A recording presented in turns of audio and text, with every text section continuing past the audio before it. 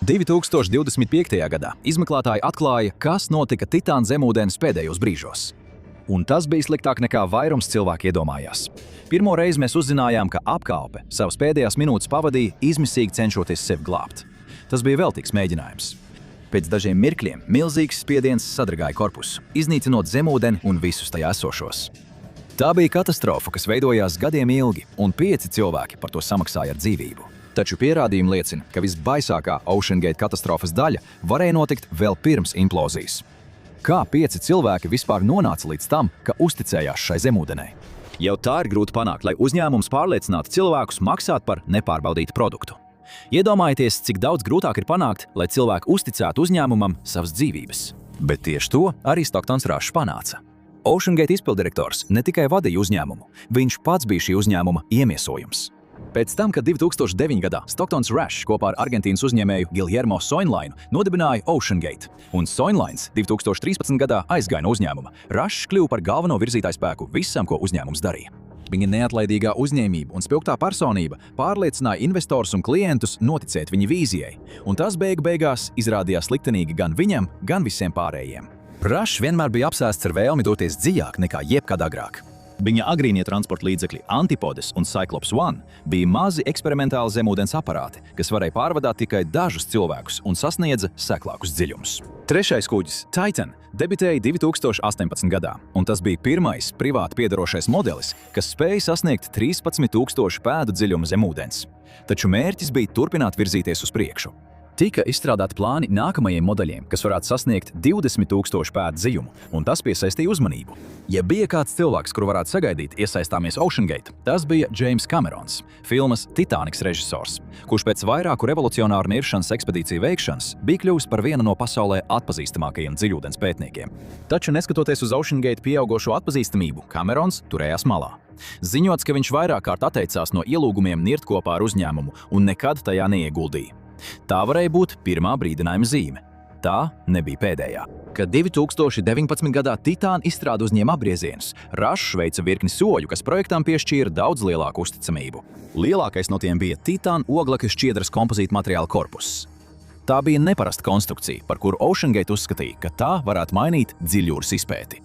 Uzņēmums pat veica sarunas ar NASA un noslēdza līgumus ar aviokosmisko ražotājiem, lai palīdzētu izgatavot galvenās detaļas. Projektu gandrīz pilnībā finansēja privātie investori, kuri tā izstrādē ieguldīja vairāk nekā $18 miljonus. Pēkšņi OceanGate izskatījās pēc nopietna projekta. Korpus bija Titāna zemūdens lepnums un prieks, eksperimentāls dizains, kas bija paredzēts, lai tas izturētu ārkārtēju spiedienu. Šīs bija pilnīgi atšķirīgs dizains nekā James Camerona Deep Sea Challenger, kas izmantoja torpēdas formas konstrukciju un speciālu peldspējas putu, lai izdzīvotu lielos dziļumos. Lai palīdzētu izstrādāt Titāna tehnoloģiju, OceanGate konsultējās arī ar ekspertiem no Vašingtonas Universitātes un pat aviokosmosa giganta Boeing. Tikai izrādās, ka tas viss varēja būt meli.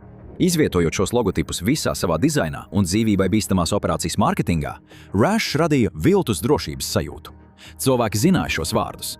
Viņi uzticējās, ka šie uzņēmumi nesniegtu savu ekspertīzi nekam, kas būtu lemts neveiksmei. Un viņiem bija taisnība. Viņi to nedarītu. Attiecībā uz NASA saikni, Rush izmantoja programmu, kas ļauj privātiem uzņēmumiem ar interesi par dziļjūras un kosmosa izpēti iegūt piekļuvi noteiktiem objektiem. NASA nebija iesaistīta korpusa izstrādē, un attiecībā uz Boeing un Vašingtonas Universitāti viņi pēc katastrofas izdeva paziņojums, ka viņiem vispār nav bijusi nekāda iesaiste. Tas viss bija daļa no Rusha viltībām, un tas maksāja 5 cilvēku dzīvības. Jo OceanGate patiesībā nebija aerokosmiskā kompānija. Tā bija krāpnieciska schēma, kas balstīta uz maldinošu mārketingu, un patiesība nāca gaismā tikai pēc tam, kad tās dibinātājs bija miris. OceanGate katastrofas pamatā bija viena būtiska problēma. Materiāls, no kura tas tika būvēts, nekad nebūtu derējis. Zemūdens izstrāde ir ārkārtīgi sarežģīta, jo spiediena līmenis, ko tai jāiztur, ir neticams.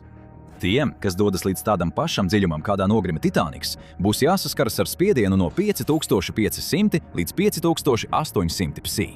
Tas ir līdzīgi kā pikapa smagums, kas koncentrēts uz nelielas pastmarkas laukuma. Vai tu liktu uz spēles savu dzīvību, ka kaut kas izturēs šādu spiedienu?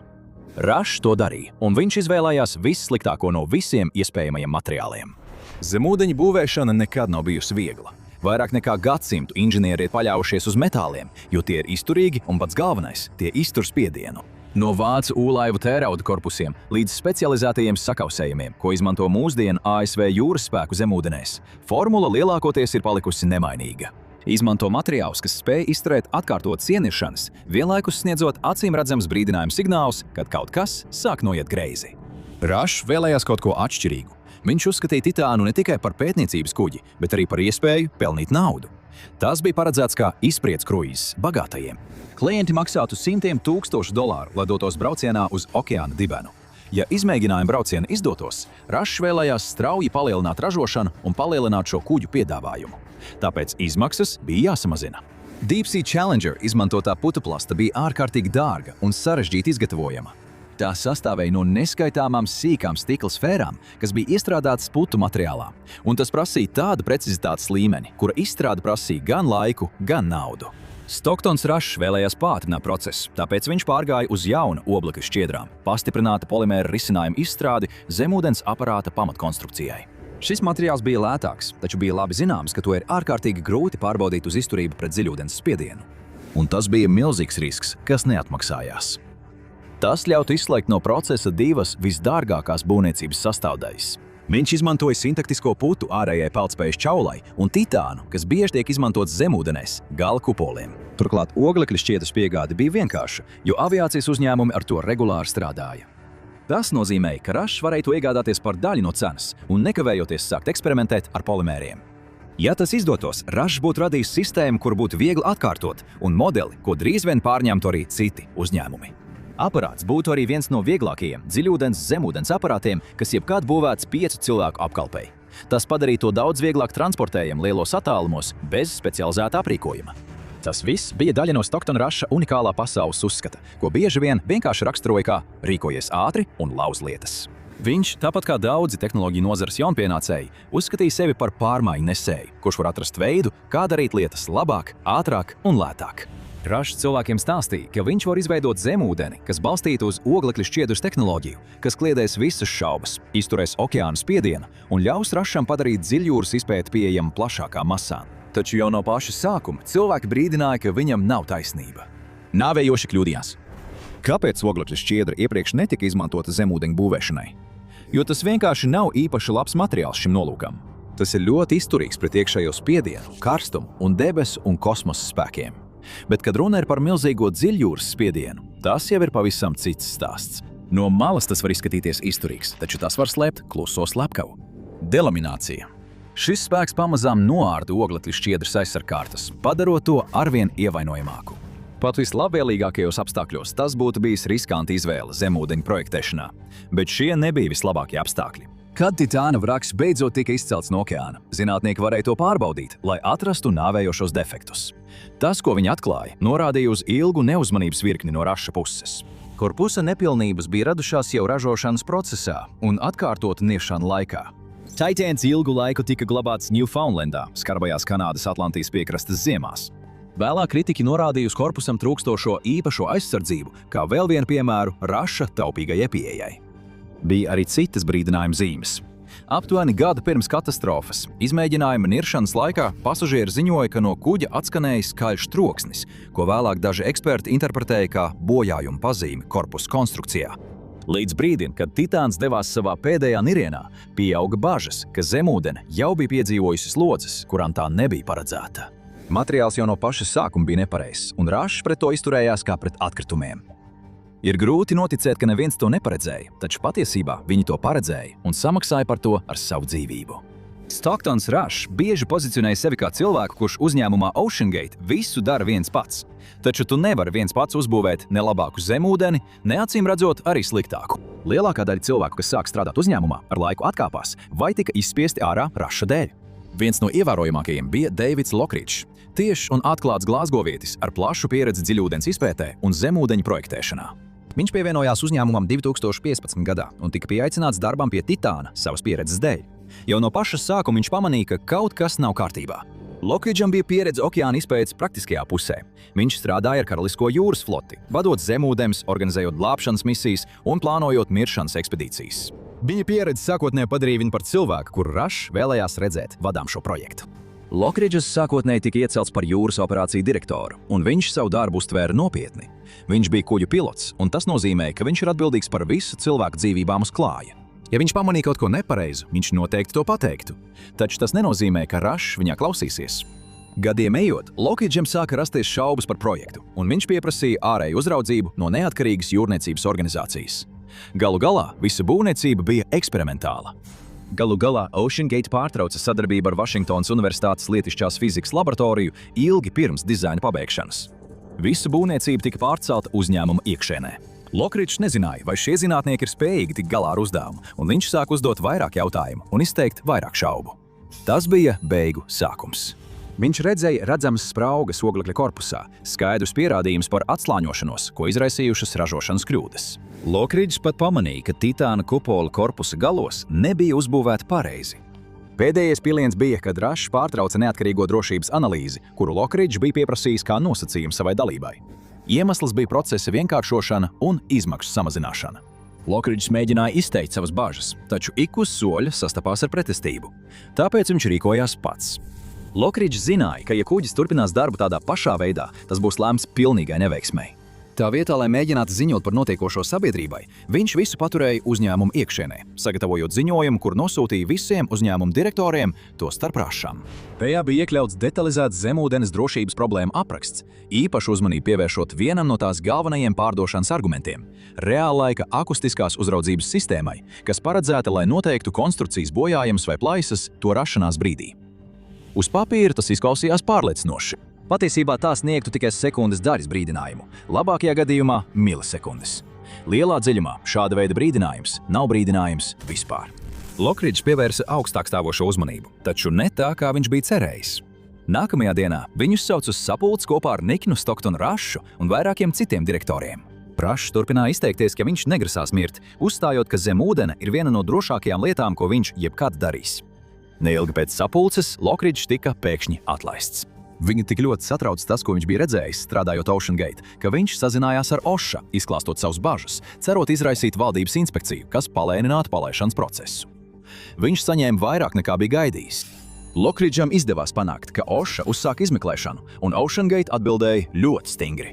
Pēc tam, kad tika pieprasīts atsaukt sūdzību un sekt uzņēmuma juridiskās izmaksas, viņi iesniedza prasības pret Lockridge un viņa sievu par līguma pārkāpumu, komercnoslēpumu piesavināšanos, zādzību un krāpšanu. Lockridge iesniedza lūgumu un noraidīja prasību, taču OceanGate bija liela finanšu resursi, kā arī laiks un iespējas piespiest Lockridžu līdz bankrotām. Pēc mēnešiem ilgas juridiskas cīņas Lockridge atsauca savu OSHA sūdzību, dodot Rusham tieši to, ko viņš vēlējās. Prasība tika izbeigta. Lockridge arī parakstīja jaunu neizpaušanas līgumu, garantējot, ka viņš nevienam nestāstīs par to, ko bija redzējis OceanGate. Rush bija veiksmīgi izmantojis tiesisko sistēmu savā labā, un to darot, viņš pats sev bija parakstījis nāves spriedumu. Titāna 5 mirēja komanda bija neparasta grupa. Stocktons Rush patiesi ticēja savai idejai, un viņš bija gatavs likt uz spēles savu dzīvību, lai to pierādītu. Viņam pievienojās Hamish Hardings, britu uzņēmējs ar plašām finanšu saitēm ar apvienotajiem Arābu Emirātiem, un Pols Henri Nargeolē, franču Titanic eksperts un vienīgais pieredzējušais dziļūdens nirais grupā. Pēdējais duets bija pakistāniešu britu uzņēmējs Shahzada Davūds un viņa 19 gadus vecais dēls Sulemans. Saskaņā ar misijas manifestu šie bija 5 misijas speciālisti. Katram no viņiem tika piešķirta vieta kuģa apkalpē. Tas notika, neskatoties uz to, ka dažiem no viņiem, īpaši Davūda ģimenei, nebija nekādas pieredzes dziļjūras izpētē. Taču iemesls tam nebija kvalifikācija, bet gan nauda. Stocktons Rush savā ceļā uz Titaniku bija ieguvis daudz ienaidnieku, taču, ja viņam pajautātu, viņa lielākais pretinieks droši vien būtu birokrātija. Iepriekš dažādas jūras katastrofas bija likušas valdībai pieņemt 1993. gada pasažieru kuģu drošības likumu, kas noteica stingrākus standartus jebkuram kuģim, kas paredzēts pasažieru pārvadāšanai. Un Rusham tas nederēja. Viņam bija vajadzīga nepilnība likumā. OceanGate tehniski bija maksas pakalpojums par katru braucienu, taču cena bija milzīga – $250,000. Tas bija paredzēts tikai turīgajiem, un tajā brīdī tu vari noteikt savus noteikumus. Rush uzskatīja, ka 1993. gada likums ir lieks šķērslis viņa plāniem, tāpēc viņš to vienkārši apgāja, pievienojot pasažierus apkalpei, katram no viņiem piešķirot formālu amatu, kas ļāva viņam apiet plašās pārbaudes, ko valdība citādi būtu pieprasījusi. Rush zināja, ka OceanGate nekad nebūtu izturējis šīs pārbaudes, un tas bija tīrs un vienkārši augstprātības akts. Ironiski, Vendija Raša, OceanGate komunikācija direktore un Stocktona Raša sieva personīgi ir saistīta ar to pašu kuģi, kuru viņas vīrs centās apmeklēt. Viņas vecāki bija Izidors un Ida Štrausi, kuri abi gāja bojā uz Titanika klāja. Viņu bagātība un status būtu ļāvis viņiem iekāpt glābšanas laivā, taču Izidors atteicās, līdz visas sievietes un bērni bija evakuēti. Ida izvēlējās palikt viņam līdzās. Viņi kļuva par diviem no kuģa slavenākajiem upuriem. Un tāda paša augstprātības dēļ Titaniks uz visiem laikiem izmainīja jūrniecību, taču lielākās mācības netika apgūtas. Stocktons Rašs uzskatīja, ka noteikumi ir šķēršļi, nevis brīdinājumi. Viņš meklēja juridiskas nepilnības, lai pātrinātu procesu un samazinātu izmaksas. Neviens viņam nevarēja iebilst, īpaši pēc tam, kad viņš atlaida Lockridžu un veiksmīgi viņu aplusināja. Kad zemūdens aparāts Titan implodēja jūras dzīlēs, vispārējā reakcija bija tāda, ka tas ir melnā gūbja notikums, dīvaina implozija, kur neviens nevarēja paredzēt. Lielākā daļa cilvēku sēroja par nevainīgo dzīvību zaudējumu, taču aizkulisēs veidojās pavisam cita aina. Šī nebija nejauša katastrofa, ko izraisīja dīvaina mehāniska kļūme. Tā bija pilnībā novēršama nelaime, un brīdinājuma zīmes bija redzams jau gadiem ilgi. Stocktons Rašs vienkārši neklausījās. Pirms Titan devās ceļā, Rašs aicināja zemūdeņa ekspertu Karlu Stenliju izmēģināt prototipu testa niršanā. Notikušais Stenliju tik ļoti izbiedēja, ka viņš atteicās no projekta, un tam vajadzēja būt pietiekamam iemeslam, lai projektu pārtrauktu uz visiem laikiem. 2019. gada brauciens notika Bahamu salās, un tā mērķis bija simulēt Titanika misijas dziļumus, nirstot dziļāk par 12,300 pēdām. Taču, kad viņi nira arvien dziļāk, kuģī sāk parādīties problēma pazīmes. Un tas gandrīz maksāja Stenlijam dzīvību, tāpat kā vēlākajiem pasažieriem. Tiklīdz viņi sasniedz augstas spiediena zonas, Stenlijs ziņoja, ka dzird plaisāšanu un dīvainas skaņas no korpusa.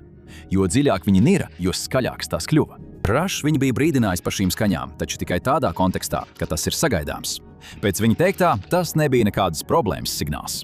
Taču Stenlijs, kurš ļoti labi pārzināja zemūdeņu uzbūvi, pareizi pieņēma, ka tā varētu būt plaisa oglekļa šķiedrā. Un uz virsmas plaisas bija ļoti labi redzamas, tāpēc Stenlijs mēģināja brīdināt Rašu. Mēnesi vēlāk, pārbaudot prototipu, tika atrastas plaisas korpusā, un šīs prototips tika demontēts, izstrādājot jaunu korpusu. Tas bija pirmais no daudziem nirieniem, un viņiem nebija īpaši laba pieredze. No 90 mēģinātajiem nirieniem pirms liktenīgās misijas, tikai 13 veiksmīgi sasniedza Titanika dziļumu. Taču viņi turpināja, izmantojot zemākus standartus nekā varētu sagaidīt. Drošības koeficients ir paredzēts, lai ņemtu vērā nenoteiktību. Konstrukcijas tiek būvētas tā, lai izturētu daudz lielāku spiedienu, nekā tām būtu jāsaskaras normālā lietošanā. Daudzās atzītās sistēmās šī drošības rezerve var būt ap 2,0 vai pat augstāka. Titāna gadījumā šī rezerve, kā ziņots, tika samazināta testēšanas laikā, nevis palielināta. Praktiski tas ir tā, it kā projektētu tiltu, kas paredzēts 10 automašīnām, bet pārbaudītu to tikai ar 9. Tā nebija pēkšņa kļūme. Stocktons Rašs plānoja izgāzties, pat ja viņš to neatzītu. Neizdošanās bija neizbēgama, un 2023. gada 18. jūnijā okeāns paņēma savu. Titāna katastrofas izmeklēšana sākās gandrīz uzreiz pēc kuģa iznīcināšanas. Ziņas tika pārraidītas visu diennakti vairākas dienas, līdz tika apstiprināta vraka atrašana. Vairāk nekā 2 gadus vēlāk, 2025. gada 5. augustā, telemetrijas dati tika publiskoti. Tajā tika sniegts drūms pārskats par pēdējām Stocktona Raša un viņa 4 nelaimīgo pasažieru dzīves minūtēm. Stocktons Rašs ticēja principam rīkoties ātri un visu salauzt, un viņam tas izdevās. Taču šajā jomā, ja kaut ko salauž, sekas ir letālas. Lai Titan zemūdens aparātu ielaistu ūdenī laikā un ar mazākiem izdevumiem, Rašs apgāja visus iespējamos noteikumus. Viņš ignorēja drošības pasākumus un pārkāpa likumu. Viņš atrada materiālus, kas solīja brīnumainu risinājumu sarežģītajam un lēnajam drošu zemūdeņu izstrādes procesam. Viņš atbrīvojās no ikviena, kurš mēģināja viņu atrunāt no plāna iekarot jūras. Viņš pat izmantoja savu naudu un likumspēku, lai apklusinātu tos, kurus nevarēja viegli nopirkt. Taču bija viens pretinieks, kuru viņš nevarēja nopirkt. Fizikai ir vienalga, kas tu esi vai cik daudz naudas tev ir. Tur lejā, okeāna tumšajās dzīlēs, plaisājošais korpus bija vienīgais tiesnesis, kurš vērtēja Raša pūliņus. Un gluži tāpat kā Titaniks, vairāk nekā pirms 100 gadiem, Atlantijas okeāna ledainās dzīles paņēma gan bagātos, gan nabagos, kad zemūdens aparāts Titāns pievienojās citam, daudz lielākam kuģim okeāna dzīlēs. Visu laiku slavenākais nogrimušais kuģis nozīmēja Stocktona Raša bojājēju. Tagad uzzini, kāpēc $100 miljonu vērtā MH370 meklēšana tikko beidzās. Lai uzzinātu sīkāk par šokējošajiem jaunumiem slavenākās pazudušās lidmašīnas meklējumos, noskaties šo video.